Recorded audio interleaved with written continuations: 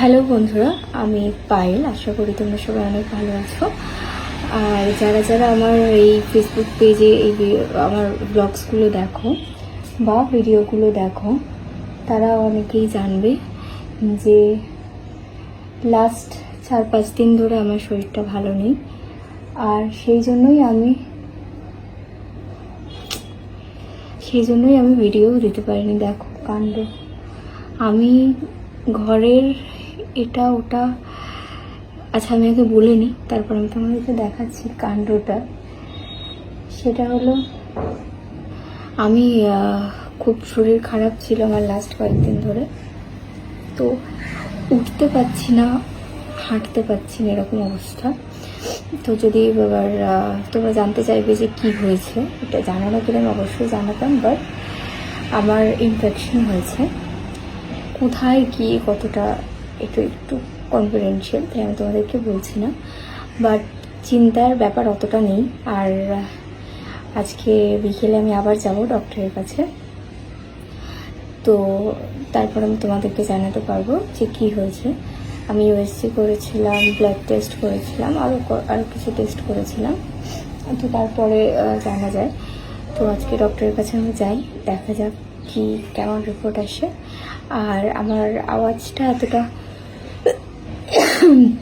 জোরে বলতে পারছি না, কারণ আমি জোরে কথা বললেই আমার কাশি হচ্ছে, আর না কাশি হলে আমি জোরে কথা বললে আমার বমি পাচ্ছে। তো লাস্ট 4-5 দিন ধরে আমার শরীরটা এতটাই খারাপ ছিল যে লাস্ট 2 দিন আগে পর্যন্ত আমি যে ভিডিওটা ছেড়েছি সেটাও অনেক দিন আগেই শ্যুট করে রাখা ছিল।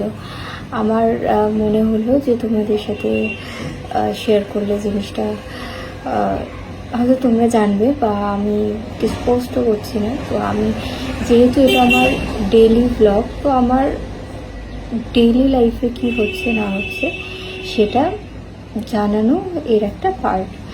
তো আমি অনেক চেষ্টা করেছিলাম, বাট আমার হাতে ফোনটুকু ধরার ক্ষমতা ছিল না।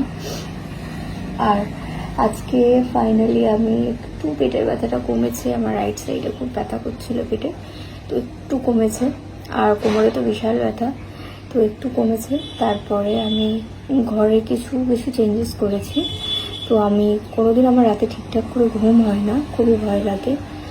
তো সেই জন্য আমি তোমাদেরকে দেখাচ্ছি, দাঁড়া।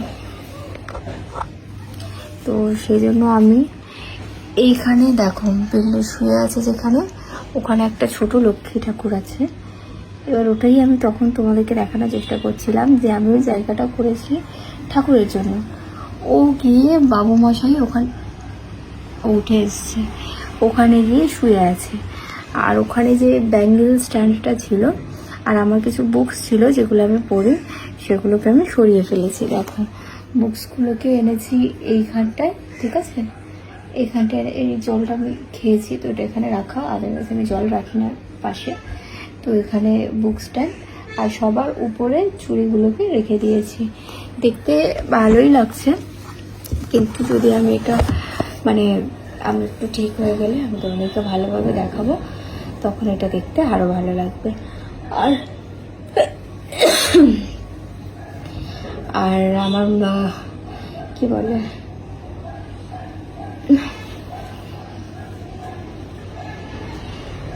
তখন আমি স্নান করে উঠলাম।